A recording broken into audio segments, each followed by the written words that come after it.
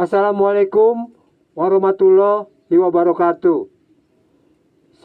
Saudara-saudara, para pemilik negara ini yang bertempat tinggal di tepi pantai, di tepi perbatasan negara, di tepi hutan, di kaki gunung, di pedesaan, di perkampungan kumuh kota, di perkampungan, di kota-kota besar Indonesia, dari kota Sabang sampai kota Merauke, dan para TKI yang di luar negeri. Salam 3 pilar BPU, Bhinneka Tunggal Ika, Pancasila, Undang-Undang Dasar 45.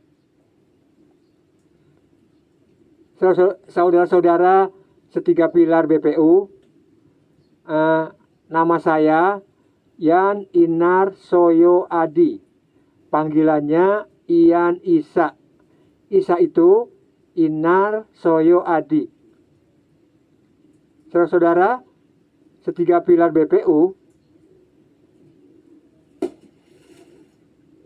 saudara-saudara para pemilik negara ini, apakah sudah mengetahui bahwa kekerasan dalam kehidupan berbangsa dan bernegara itu dari mana asalnya?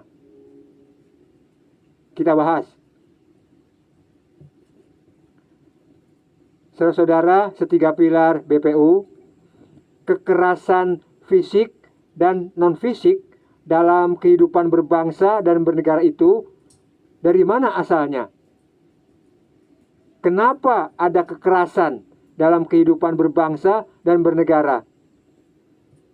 Apakah kekerasan itu memang harus ada dalam kehidupan berbangsa dan bernegara? Apakah kita tidak memiliki pilihan lain selain kekerasan? Mari kita cari jawabannya melalui fakta-fakta dan bukti-bukti. Saudara-saudara setiga pilar BPU, untuk mencari fakta-fakta dan bukti-bukti kekerasan dalam kehidupan berbangsa dan bernegara, maka kita harus memulainya pada waktu kehidupan berbangsa dan bernegara kita dikuasai oleh para raja-raja atau kerajaan, dan kita masih bernama bangsa Nusantara. Dalam kisah-kisah, dongeng-dongeng, legenda, mitos, karya sastra, catatan sejarah, buku-buku sejarah Nusantara dan seterusnya, lebih banyak didominasi oleh cerita atau narasi tentang perebutan kekuasaan dan intrik-intrik di hampir semua kerajaan yang ada di Nusantara. Dalam perebutan kekuasaan itu, kebanyakan menggunakan kekerasan, baik fisik maupun non-fisik, baik verbal maupun non-verbal. Jadi, fakta-fakta dan bukti-bukti kekerasan dalam kehidupan berbangsa dan bernegara sudah ada di zaman kerajaan. Di zaman Orde Lama, kekerasan dalam kehidupan berbangsa dan bernegara apakah ada? Di dalam catatan arsip nasional terlihat dengan sangat jelas kekerasan dalam kehidupan berbangsa dan bernegara.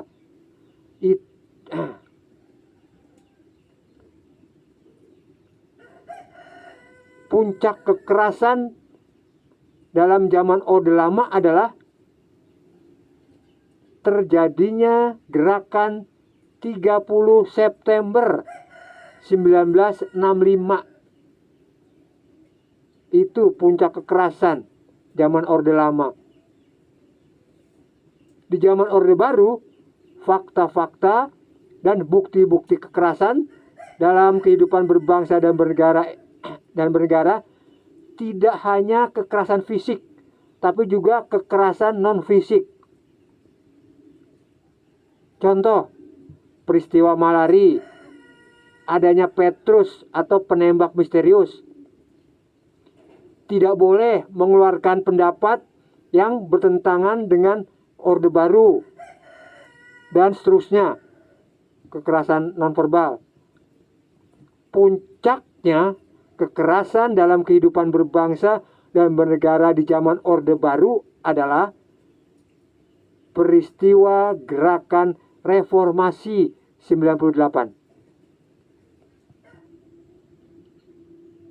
Saudara-saudara, setiga pilar BPU di zaman reformasi, di zaman Orde Reformasi, dari zaman Habibie sampai zaman Jokowi, kekerasan fisik dan non-fisik dalam kehidupan berbangsa dan bernegara sudah bagian dari kehidupan yang harus kita jalani. Saking seringnya terjadi, terutama di zaman Jokowi.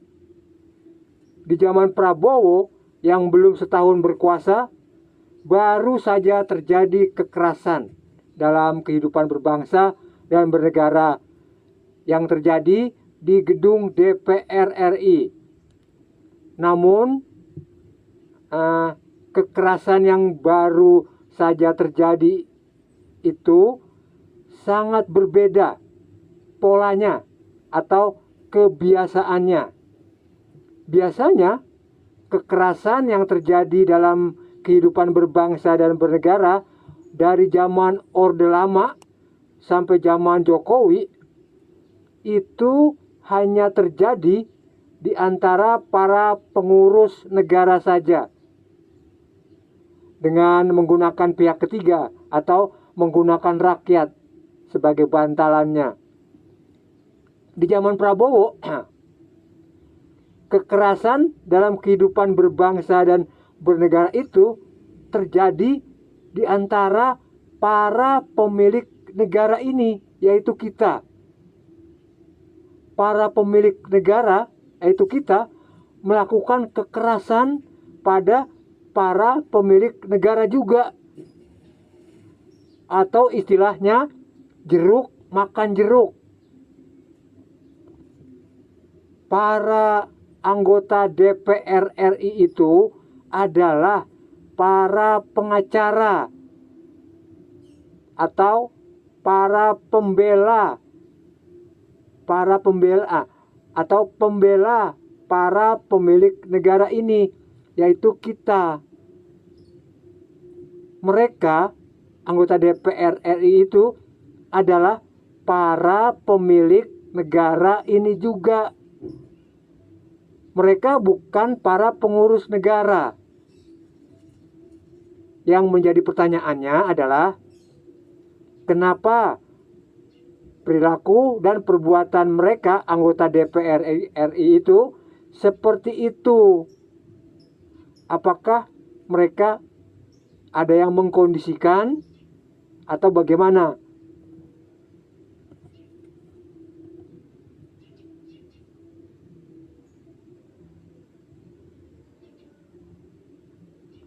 Dari fakta-fakta dan bukti-bukti kekerasan tersebut dapat diambil kesimpulan bahwa kekerasan adalah sudah menjadi bagian yang melekat dalam kehidupan berbangsa dan bernegara kita. Saudara-saudara, setiga pilar BPU, dari fakta-fakta dan bukti-bukti kekerasan yang terjadi tersebut menimbulkan suatu pertanyaan. Kekerasan yang terjadi dalam kehidupan berbangsa dan bernegara itu dari mana asalnya?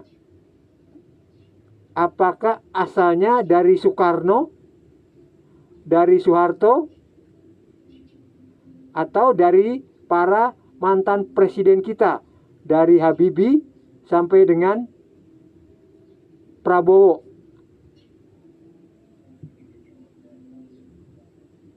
Saudara-saudara setiga pilar BPU, setiap seorang presiden ketika mengeluarkan suatu pernyataan, suatu kebijakan, maka bisa menjadi pemicu suatu kekerasan. Dari pernyataan ini dapat disimpulkan kekerasan yang terjadi dalam kehidupan berbangsa dan bernegara asalnya adalah dari para presiden itu dengan pernyataannya atau kebijakannya. Dari pernyataan ini timbul pertanyaan,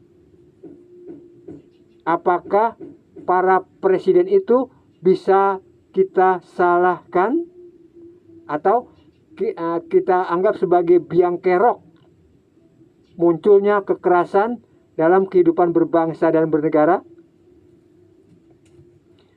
Saudara-saudara setiga pilar BPU, menurut paham filsafat realitas, presiden tidak dapat disalahkan, tapi bisa kita mintai pertanggungjawaban atas perbuatannya itu. Presiden bukanlah asal atau bukanlah penyebab pertama dari munculnya kekerasan dalam kehidupan berbangsa dan bernegara. Presiden hanyalah sebagai penyalur atau agennya yang dapat disalahkan, dan yang bertanggung jawab adalah pabriknya atau sistemnya. Pabrik atau sistemnya lah yang memproduksi, membuat semua bentuk-bentuk kekerasan fisik dan kekerasan non-fisik melalui pernyataan, perundang-undangan, kebijakan, dan seterusnya. Sistem berbangsa dan bernegara kita sudah kadaluarsa alias sudah basi. Sistem yang sudah kadaluarsa alias sudah basi akan dengan mudah memproduksi semua bentuk kekerasan melalui pernyataan-pernyataan atau kebijakan-kebijakan dari agennya, yaitu presiden. Sistem itu tidak mengenal presiden orang baik atau presiden yang jahat. Jika sistemnya baik, maka perilaku dan perbuatan presiden akan menjadi baik pula. Jika sistemnya jahat, maka perilaku dan perbuatan presiden akan jahat pula. Maka seluruh pernyataan, kebijakan, perundang-undangan mengandung kejahatan. Tidak bisa dibalik. Jika presidennya baik, maka sistem yang jahat akan menjadi baik. Tidak bisa seperti itu. Kenapa? Karena sistem membutuhkan kepatuhan. Jika presiden tidak patuh pada sistem, maka runtuhlah sistem itu dengan sendirinya. Para presiden itu dari Soekarno sampai dengan Prabowo, mereka semua mematuhi sistem. Maka sistem berbangsa dan bernegara kita yang sudah kadaluarsa alias sudah basi ini dapat berdiri kokoh, tidak runtuh. Walaupun sudah mengalami beberapa kali kudeta. Kenapa dari Soekarno sampai dengan Prabowo pada patuh sama sistem? Karena para presidenlah dan para pendukungnya yang membuat sistem itu. Saudara-saudara, setiga pilar BPU. Jadi, pertanyaan tentang kekerasan yang terjadi di dalam kehidupan berbangsa dan bernegara, dari mana asalnya, sudah dapat dijawab.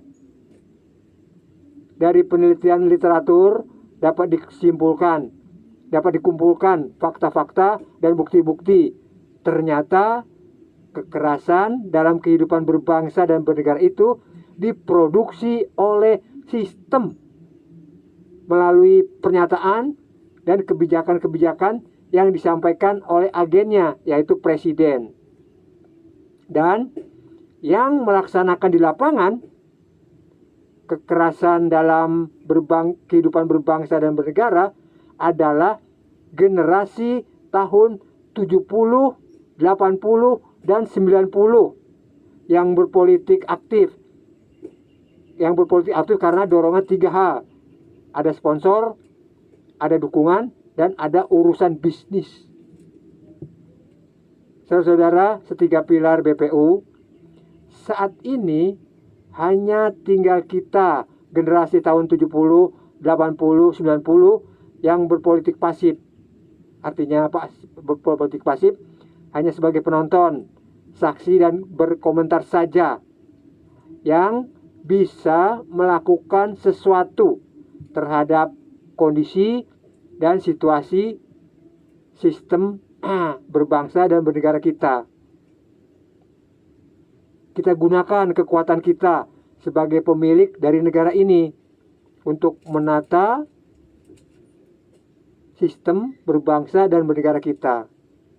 Langkah pertamanya adalah kita lakukan RUPS, Rapat Umum Pemilik Saham. Saudara,